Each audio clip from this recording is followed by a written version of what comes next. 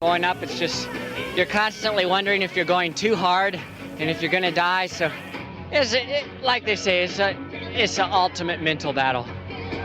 Is that what keeps bringing you back year after year, the ultimate mental battle? Yeah, I don't care what racers show up, even if somebody shows up better than me, This is a test against yourself. Everybody that's out here is doing it, and everybody's testing themselves, and it's great. It's called America's Ultimate Challenge. Each year, over 2,500 runners flock to Manitou Springs to challenge themselves against the mountain known as Pikes Peak. This year, runners from 46 different states and 8 foreign countries have come. They all start here and make their way towards the clouds.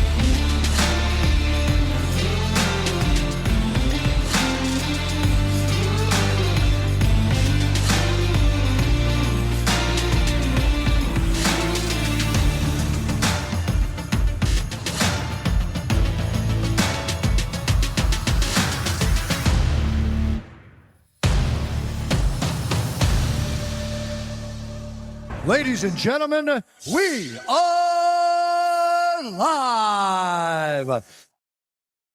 Sarah Carter, welcome back to the Steep Stuff podcast. How's it going?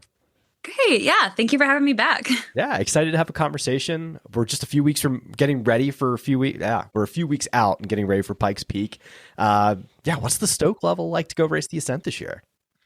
Oh, I'm super excited. I'm in between two other huge races here. So I'm just, I'm excited to go do something local for the first time, actually ever since I kind of hopped into the trail world. I haven't done anything in state in quite a while. So looking forward to doing such an iconic historical race that's also so close to where I am. So I've been loving all of the climbing this season, not so much the descending. So very excited to be doing kind of my favorite combination of things, which is endurance and uphill. Yeah. It's such an iconic and rad race. It's kind of funny. This is actually a hilarious story. Like, not to bring Matt Carpenter into this, but I was laughing at myself today. I bumped into Matt Carpenter randomly on the trail. He was actually like leaving as I was like driving. I was talking to Anton last night about him, and it was kind of funny because I'm like driving slow and I'm like, oh, do I have enough time to get back to work? And like, can I stop and like have a conversation with Matt Carpenter? Matt Carpenter doesn't know me, by the way. So I'm like slowing down my car and I'm like looking at this guy, and he's like, who the fuck is looking at me? Like, kind of giving me a look. And like I slow down and then I'm like, oh, I don't have time to talk to him. So I like speed up and drive away, and he like pulls out his phone and like tries to take a picture of my car. I was like, this is the funniest Matt Carpenter story. I've had I bump into this guy all the time. He doesn't know me. Like, a recent time, like I had like a pissing match on a bike with him. Like recently, he caught me like on a climb, like biking, and like he's such a random. Like, sorry, I don't know. I'm going off a tangent here, but like it's kind of funny because there's just so much lore around Matt Carpenter and Pikes Peak. So that's why, bring it up. That's hilarious, and totally have the experience of, oh, this person's cool. I want to talk to them. They don't know me. That would be weird. And then it just gets weirder because you just do the awkward, either prolonged eye contact or the, mild car stalking. And like, it would have been so much less awkward just to say hello. I thought the same thing. I was like, oh, dude, like, why did I do that? Like, yeah, no, I've been there. Yeah, it's funny. Back to Pikes Peak. You've had such a crazy season. Like, you've done so much traveling this year. You've gone, across the pond, a few times to go race. We caught up just before kind of your stint with the Golden, like the last stint with the Golden Trail Series, where you did the Plitz Alpen Glacier Trail, where you had a great finish, as well as Series and all, and then OCC. What stands out to you? Like, what has been the highlight of your season so far? Oh my gosh. Great question. Just because it has been so rapid fire since coming back from my injury in the spring, it kind of just feels like it's been nonstop. I went into August knowing it was going to be an absolutely wild month. Like 3 races, all of them international. in a month and split into 2 trips. Like I knew that was just going to be absolutely crazy. Honestly, I would say kind of the overarching highlight has just been the ability to go into every single one of these races feeling relatively healthy and, not being on the starting line thinking about anything other than just getting in there and competing, not having to worry like, oh, is my body going to fall apart? Just being able to say, oh, I'm here.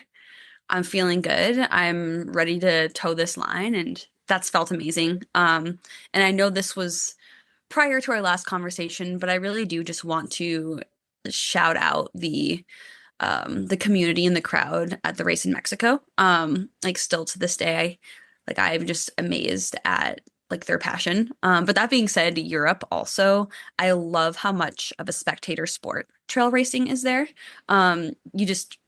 You feel, even though not me so much, you feel like a celebrity anyways, just because they're really big on having your name on the bib. And there's something about, being 30 miles into OCC and having people cheer your name that gives you a little more life. So getting to have that kind of experience as well has been so much fun.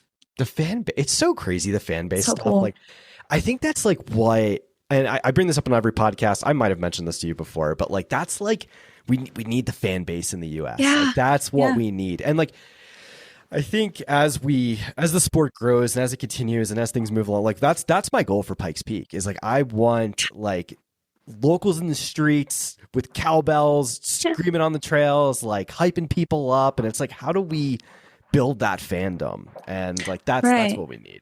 So. Well, it's cool. We are starting to see it with races like Pikes and Broken Arrow, the Rut. We're starting to kind of to build that, but it's the foundation that they have, in Europe and other places. It's just, I think it goes back deeper, and they've just had more time to cultivate that.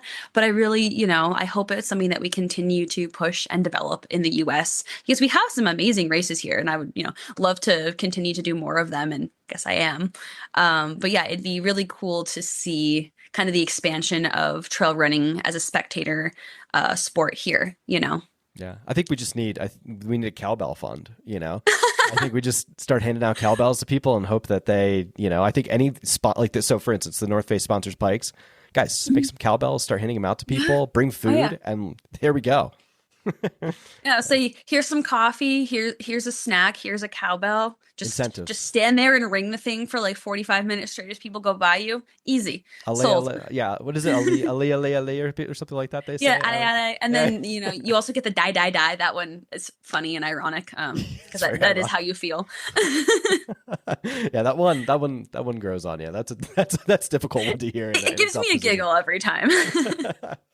All right, let's get into. I want to talk about Alpen Glacier Trail, which was the first. I think it was the first race you did after we had chatted. Yes. Another great, like absolutely like lights out finish for you. Great result.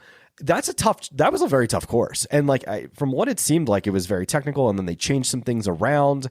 How was it kind of last second knowing that you like they took out, I guess, the big climb up to 9,000 feet or whatever? Mm-hmm. How did that, was that like mentally difficult for you guys to kind of deal with now that was taken out? Like, how did you adjust for that? So the women's race started first, and I want to say that they changed the course about 20 minutes before the start of the race. And I warmed up with Rachel, with Meryl, and we're chatting as we warm up. We're like, man, I wonder if they're going to change the course. I wonder if this is going to be like Poland was last year, because the weather conditions were very similar. And sure enough, we finish our warm up, get back, pull out our phones, and we got the message about the course change right then. So I think it was something that wasn't entirely unexpected. I think we'd kind of prepared mentally for that to be the case. I think, the biggest part of that was just knowing that it was going to be a much faster race that way. Just, basically cutting the vert and descent in half. It was going to run just so much faster, especially because the first and last 5K of that race was a relatively flat loop. So I kind of broke it down in my brain. I was like, it's a cross country race. It's a VK. It's a 2K fartlek loop.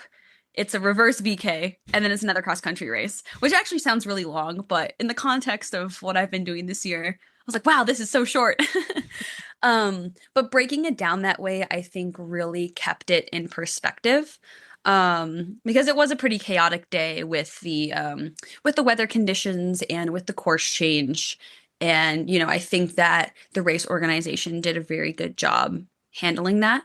And it ended up being great because everybody got to finish. There were no too serious of injuries. I think everybody came out alive. Um, and I think they did the best they could with the conditions that we had, which was very rainy, very muddy, pretty cold, which I think has been the theme of races this year. I don't know. But yeah, super cool experience. And I think that both the athletes and the race handled that situation as well as they could have. It's amazing. It was, I mean, Yeah. full on conditions, full on everything. It would have been cool. It's unfortunate because like it would have been cool had the weather not occurred if you guys would have gotten the full, because that full course looked amazing. Like, It would have been so cool. yeah. Yeah, I would hope that that race is potentially back on the Golden Trail circuit again, because I would love to do that full course. Because looking at that second climb, I was so excited by it. It just looked like a nasty, nasty steep, like forest road type climb, which is something I personally really, really enjoy. That's my jam. Love forest. Yeah, I was like, that is my bread and butter. Like, give it to me. Give me climb 2K around a flat lake, climb again. I'm like, oh, that sounds amazing. But I understand based on what the conditions were, why it wasn't a safe choice. Just because there was risk of snow, lightning, or both. That would have been awkward. So yeah, fair enough. Yeah, definitely not a good thing. Technical. I saw like some of the descending, like it was like muddy and like just gruesome out there and like nasty and technical. How did you fare on that descent? Did you like that? Was it like, no? I don't think I would have liked it. It looked pretty full on. So Yeah, I mean, I think anybody who knows me, it's no secret that technical descending is kind of my least favorite thing. Call me a track runner. I know. That's where I came from. Don't judge me. Yeah, I'm not a huge fan of the technical descents. And adding mud in there, and even more high risk. That was about the time in the race that the men were catching the women. So it made it kind of just straight carnage. You're trying to descend as a female and like the guys are just blowing by you. One of my good friends like actually got rammed into by a descending man, not on purpose. It's just, when everyone's trying to descend as quickly as they can and it's very slippery. People were falling, slipping, grabbing trees like left and right. it's horrible. Exactly. It's like it's all accidental, but it's just like it's pretty high risk out there when you have both men and women trying to do the same technical muddy descent at the same time. But it was honestly a really good challenge for me, and I think that it forced me to practice a skill that I am not very good at, and that honestly I don't like to practice very much. So I think that was good just because I knew that coming off of that descent, there was only 3 miles left. I was like, you have to push this descent, even though it wasn't very comfortable to do that. So yeah, total carnage. But I think, it was one of those moments where I'm like, yeah, this is kind of the point of trail racing. I love it. Amazing. On the topic, so something you just said was about men bumping into women. This is something I'm really happy. One thing the Golden Trail Series has always done is have recently started doing more was the women's race starts separately than the men's race. And I really like that. What do you think about them being on different days, like separate races for the men and women? Oh, I'd like that. Yeah, I think so too. I think that'd be great. Better. Yeah. Yeah, I think that would be fantastic because the issue that I have, 'cause I like the separate starts because in theory it gives more media coverage and better starting positions for the women. So on that side of things, I really like it. But the issue with having it's usually like a 15 to 20-ish minute staggered start is there's going to be places in the course where it's very difficult for men to pass. So it makes it hard, as a woman who I'm not winning the thing, but I'm close enough to the front, right? I am going to get caught by at least the top 10-ish men.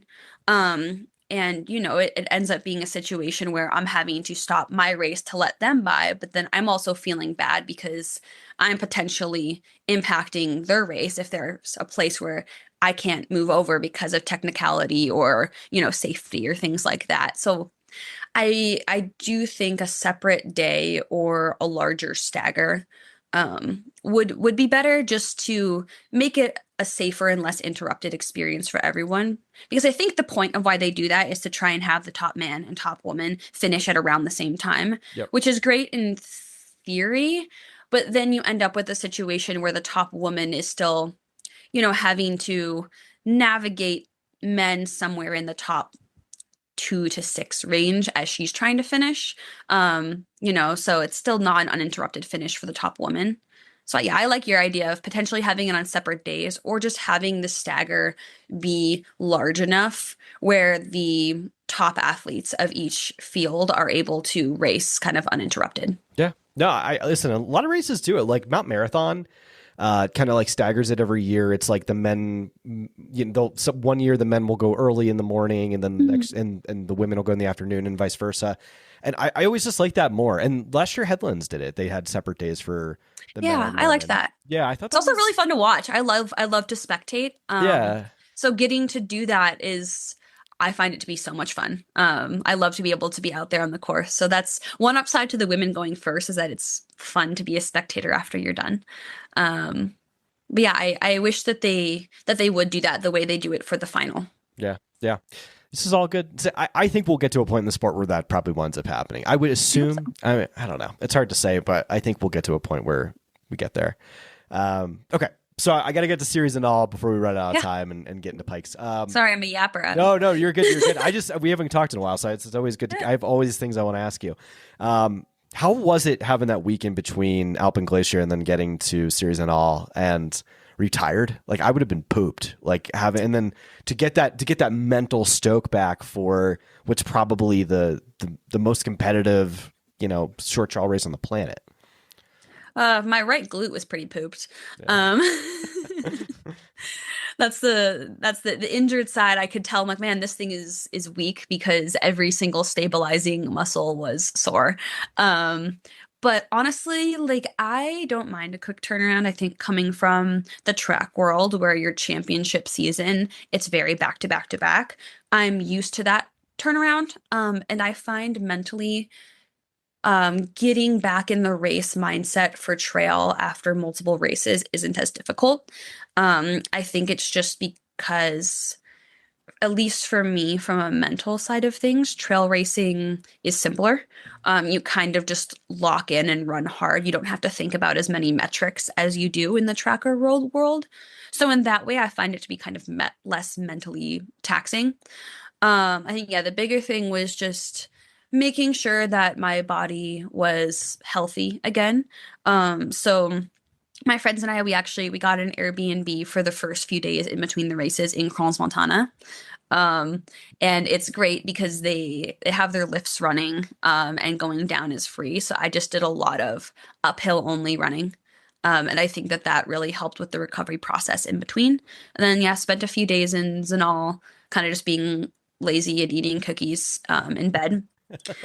Then was ready to go for seniors. It's the best days. Those are the best. Yeah. I'm sitting in Europe eating cookies in bed and looking at some beautiful snow-capped mountains. I don't really know what else you could ask for.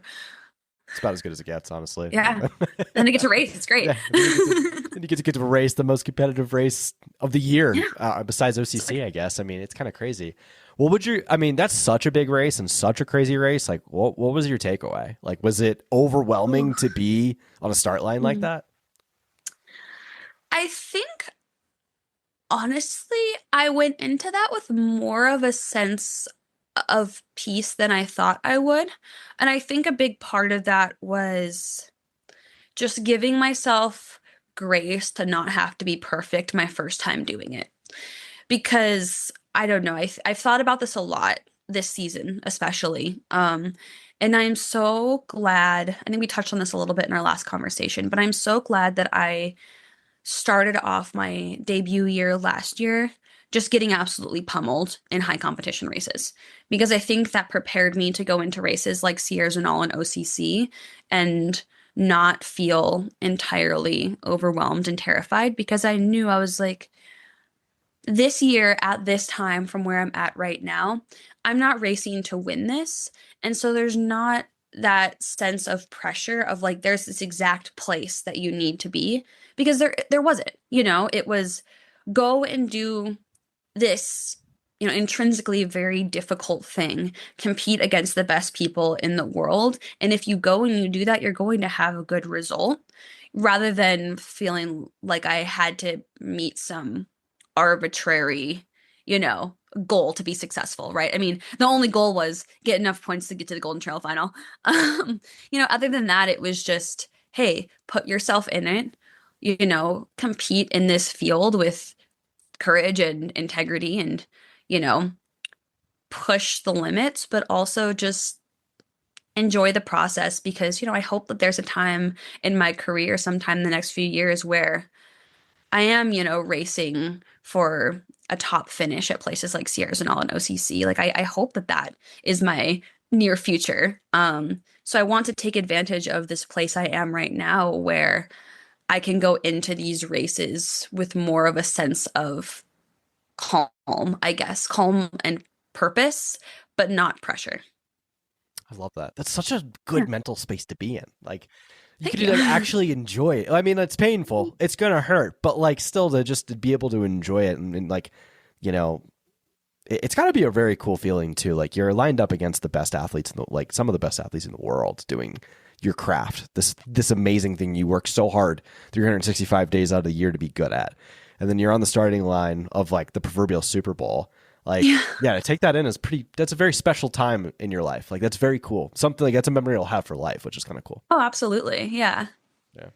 And getting to do it surrounded by people that I call my closest friends is also Yeah. a really cool part of it. It's like, I did that whole Austria Sierra Zonal trip with one of my best friends from CSU. Like she was my first friend when I transferred into CSU. And then, now we're getting to do things like that together. I'm like, how cool, it's like, could you have told 19-year-old us that like that's where we'd end up in a few years? I think we'd have both been shocked to hear that. So it's really neat to be able to do that, and like sitting next to Lauren on the bus going down to the start line of Sierra Zonal and just like joking about the dumbest stuff before, we're holding in our puke going down the switchbacks. But before that, like we're having a fun time on the bus. It's like, how cool is it to have the juxtaposition of this extremely intense, extremely competitive racing and just being able to do it with people whose company I genuinely enjoy. It's cool. Special. It was very special. Yeah. Let's talk OCC really quick. OCC it's an interesting beast. Like, what did you think of like being in Sham for that time? Obviously, it's a circus because there's so much going on. Yes. Like the buzz, the atmosphere, the race. Like, what stuck out to you? Like, what was the most great special question. part? Yeah. Honestly, I think and I've talked about this before, but seeing the investment that the community and the spectators and the other athletes had in the event was so cool. And to feel like, man, I am actually genuinely a part of this thing that so many people care about was amazing. Like, I was shocked out there on the course because our like I said, theme of the year, it was cold and it was wet, and just seeing how many people were still out there on the course in places where I'm like, I don't even know how you got there. And we're out there just cheering with so much spirit and energy and excitement for, every single athlete. I was like, wow, that is truly just inspiring. Because it's like, yeah, okay, it's hard to be out there and racing, but it's also not many people's idea of fun to stand out in the rain in the middle of a mountain and ring a cowbell for hours on end. So it's like, I really liked that. And similarly speaking, I was so inspired by all of the people who actually weren't part of the elite field who are out there racing. Because OCC put this into perspective for me. a few hours after I finished, there was a huge storm that rolled in, like just pouring rain poured down so hard that we had a leak in our Airbnb, and there was this like huge puddle, lightning, thunder, all of that. And I'm, sitting in the warmth of my Airbnb, having been done for several hours, and eating and having a time. And then it dawned on me, like, there are still people out there on that course, and like I can't even fathom how difficult it was to race through those conditions and to spend so many hours on such a difficult course. I'm like, that's incredible. I think, we take for granted how much less time it takes when, you are part of that elite field, and like how much more gritty it is for the people who are out there so much longer. Because like it's just as hard for them as it is for us, except they're out there for double the time. Like that's amazing. Long time. Like that's so hardcore. And I'm like, man, like those are the tough ones, It's a tough race. That is Yeah. not an easy race. What was your takeaway from the course? Like, was it just absolutely stunning, or were you racing I hard? couldn't see anything. That's the problem. I said, I bring this up. I'm like, oh, do you look around? And then I think about my own races. I'm like, dude, I don't look around. Like I'm looking down, like you're not looking around. Well, it was also so cloudy, like at the top of the climb, at the high point in the course, you couldn't see anything. It was like if anybody saw the women's race at Headlands last year, how the clouds and the fog were very, very thick. You couldn't even see the switchback below you. That's what it was like. So you actually I'm like, wow, I'm sure the view is great from up here, but I can't see any of it. It's one of those things where you can hear the aid station long before you can see it. I'm like, I could be a quarter mile from this. I could be 2 miles from this. Like I can hear it through the fog, but I can't see anything other than the trail that's immediately in front of me. So I'm sure it was gorgeous. But yeah, there wasn't as much to see on our day that we did it. But I look forward to going back next year and hopefully getting to see more of the views. But what I could see was stunning, and the Chamonix area is just unmatched. I've been out there a few summers now, and I love it out there so much. Like it's one of those places where it is every bit worth the hype. The vertical relief is just like it's aggressive, like how steep everything is. I mean, it might be the best word. Like it's just like so crazy. It's a special place. It's a cool area. Do you think? So you said you'll definitely go back next year. You think you'll move up like OCC to CCC, or you think you'll try OCC again? I think I want to go back to OCC. I don't think I'm ready to jump up to the 100K type distance yet. I think where I'm at right now, kind of 1 foot in sub ultra, 1 foot in shortish ultra, and then, some sneaky forays into road. Like, I think that's just where I'm at right now. That's where I feel like is working for me in training. And that's where I still feel like I have quite a margin for improvement in racing. And I don't feel the urge to move up in distance until I think I've kind of accomplished more goals in the sub and shorter ultra realm. I also, I have some thoughts of, like I said, doing a little bit more on the roads, and potentially come 2028, maybe sneak my way back to the track. We'll see. Ooh, all right. This is all right. This is all right answers. I'm glad you said this into the CCC. Yeah. I mean, CCC is going to be there. It's not going anywhere. And like, I'll get there when I get there, and I'm sure that I will, I definitely, I see my career just trending longer distance over time, but I don't think I'm ready to let go of my track girl roots just yet. I think 50K and track don't coexist in 1 year, but I do think that there's still some mobility going back and forth between those things. But yeah, for now, like half marathon to 60K, I think is the zone. Nice. Very nice. Yeah. We'll keep it on that. Let's move on to Pikes Peak. Obviously there's a lot of excitement for this race. I forgot this was a pre-race episode for a second. I got to ask you, do you have, I don't know, going into this race, do you have splits? Like, are you interested in, have you looked at any splits, or are you just like going to race the race and, obviously, go for your own personal PR and do the best you can? Like, do you have what's your expectation for this one? I'll be so real. I am notoriously bad at when it comes to trail racing, looking at things like splits, doing course studies. I think it's something I need to work on moving forward. And I will before the race, look at previous previous splits and things like that, just so I can get an expectation. Also hoping that once Mika comes back from the rut, shout out to Mika. He finished his second first place race today at the yeah, VK. He's back. The man is his back. first finish line in almost a year, about a year. So really excited to see him back, and he also plans on doing pikes. So is he doing pikes? Oh my god, he plans to, assuming the body holds up. Yeah, okay, he's on the list. Yeah. Yeah. So sweet. Shout out to him. Yeah. Welcome back, Mika. Yeah, he's planning on doing the Ascent as well. We are kind of hoping maybe, I don't know if we're gonna have time at this point, but potentially sometime early next week, going up and doing a little bit of scouting. He did it last year. I haven't done it, obviously, but yeah, I think I will look into that more as the race gets closer, because honestly, the past couple weeks since I have been back from OCC, I've just been playing a game of catch up with every other aspect of my life. And I haven't had a chance to dedicate as much as I want to. But yeah, look at some splits, get an idea, but also with so much back-to-back kind of high competition racing, I don't want to burn myself out by putting too much weight on any one race, because I find that's what kind of just puts me in that mental hole. Yeah. When, you can only put your soul on the line so many times in a season. So true. And yeah, I've learned that the hard way. And so I think this is going to be one of those ones where I just want to stick myself in it, see what I can do, look at some splits, depending on conditions. Like, I think it could be a really fast day and a really exciting race for me. Obviously have my eyes on podium, but at the end of the day, I'm excited to go do it. I love it.